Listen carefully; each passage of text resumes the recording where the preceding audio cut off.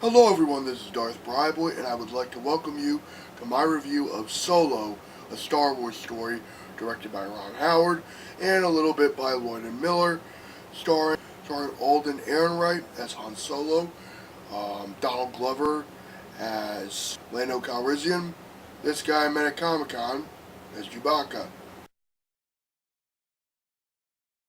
Yosef, can't pronounce his last name because I'm an idiot. This is the one Star Wars film that I was skeptical as hell about.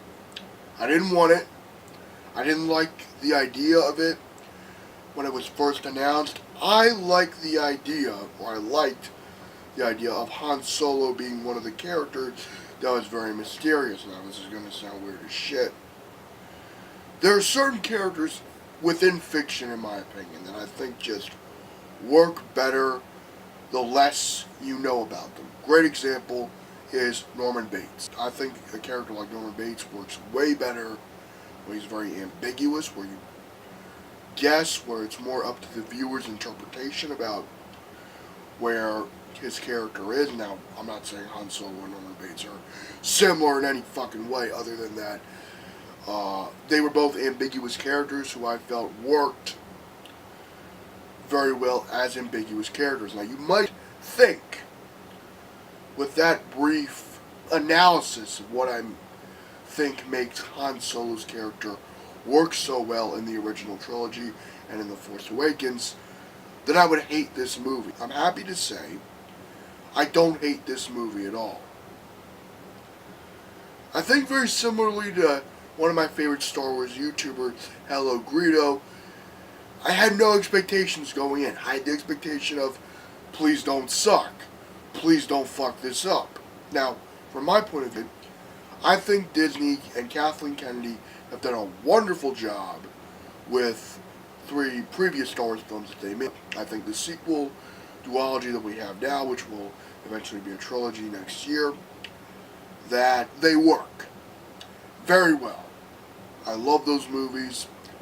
Rogue One, I will admit, I've rewatched once at home, and I can't believe I'm saying this. I have the Blu-ray combo pack, and I rewatched it on the DVD in the combo pack. I don't know. I'm weird like that. Let's go into the plot briefly. So this is basically the origin story of Han Solo. You find out a couple of things. How he got the Falcon.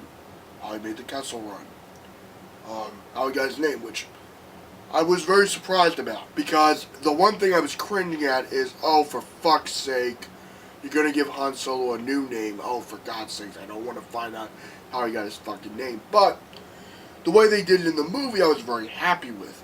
He goes to an Imperial recruiting center after him and his best friend / love interest, Akira, are escaping from a crime syndicate on Corellia. And an Imperial officer asks, what's your last name, what's your tribe, what's your kinship? Answers, I don't have any. The Imperial officer's like, okay, Solo. So, it's a little bit cheesy and fan servicey, but I think that's kind of the point of this film. If you go in expecting a Last Jedi type of vibe, which was very drama heavy, very dark, very, very psychologically challenging, I think challenging as a film overall, you're going to be very disappointed. This is not The Last Jedi. This goes back to the fun essence of the franchise, in the vein of, I would say, A New Hope and some of the prequels and the original trilogy, if I'm going to really expand it, because this is directed by Ron Howard, who is an alumni within Lucasfilm. He worked with Lucas on American Graffiti, so you can expect he's going to do his best to pay tribute to the man that really helped his career early on, George Lucas. And obviously you find out how he met Chewbacca, which is really interesting because he signs up for the Imperial Academy, gets recruited into a war, and there's one line I fucking love. Now you could say this is a analogy to how the Empire are Nazis, but there's one little line of dialogue I love. I think it's kind of a jab and a bit of a fuck you to American imperialism that we're experiencing right now with the Middle East. And Han says this to his superior officer, his lieutenant, that he's like, why are we here? And the lieutenant says, to keep peace, to bring order, to fight any invading forces. And Han says, this is their sovereign world, we're the invaders, sir. And he's like, what was that? And then Han's like, okay, whatever. And then he meets this smuggler who becomes his mentor, later on played by Woody Harrelson. And what I like about this, and I was surprised, because Han in this movie is a much more optimistic character than I was expecting. He's not the Han we knew in the original trilogy, who's a lot more bitter and beaten and has just seen some shit in his life. You could tell that this is a character, at least in A New Hope, that has a lot of baggage and has seen some shit within his trade. So you get to see a more optimistic side of Han Solo and how eventually he becomes the Han Solo we know, or at least starts to exhibit some traits of that.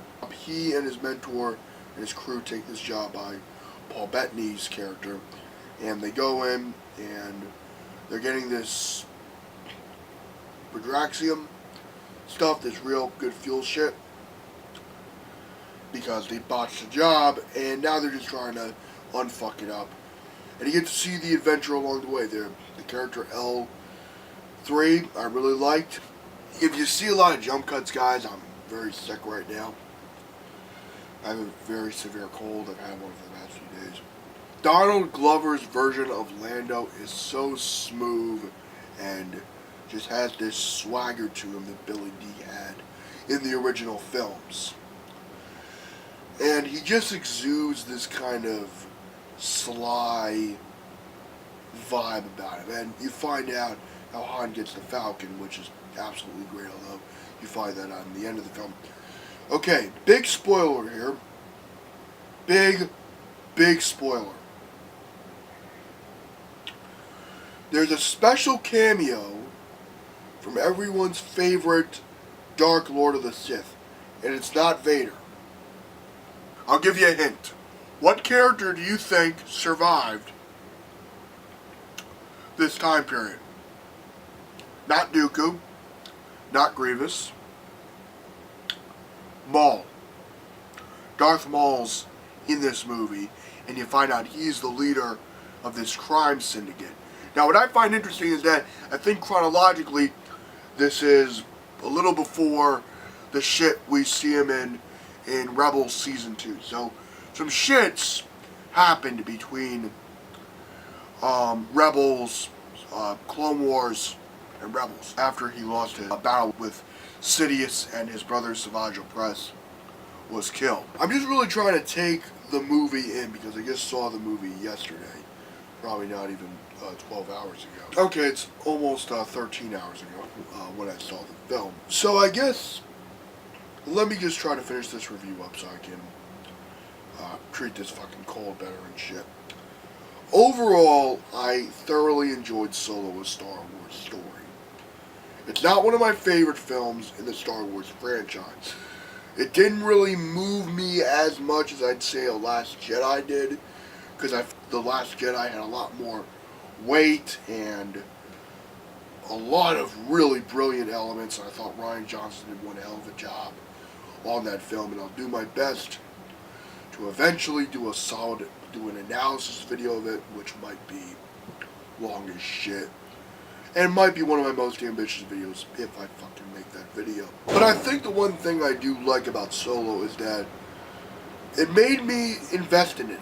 I was excited to see it, and I really got into the story. I liked the way it played out. Now, I will say this about Solo. Unlike The Last Jedi, I think this one is a little overbloated and a little overlong and does have some pacing problems. And I think that is because of the director's shift. I didn't notice it that much. If you know me and my love of the Star Wars universe, you know that I was just excited to be part of it in a much more optimistic, or not really optimistic, but more of a unique take. It had a very Western heist vibe, which I was 100% okay with, and a very good casual thriller vibe within the Star Wars universe. I would say Solo is worth checking out in the theaters. It's not like Infinity War, where I think you need to see it multiple fucking times to, well, that's not true. Not like Infinity War, where I would see it over and over again. I can safely say that I might see it again with my family or some friends in the near future, but I'm definitely gonna add this to my collection when it's available on 4K or Blu-ray. Yeah, probably 4K. What am I talking about? I got a fucking 4K player. May as well fucking get the 4K when it comes out.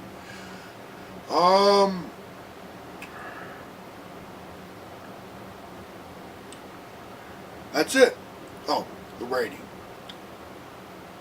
I'd give Solo: A Star Wars Story a 7 out of 10. I think it's because the reason why I think it's a 7 out of 10 is because of a few pacing issues with the film. I would say Revenge of the Sith is way better than this one, without any question. Although that's a very different movie, and it's kind of unfair to compare Revenge of the Sith to this one because this one's more of a fun action smuggler type thing, and Revenge of the Sith is a melodrama piece. Guess that's it.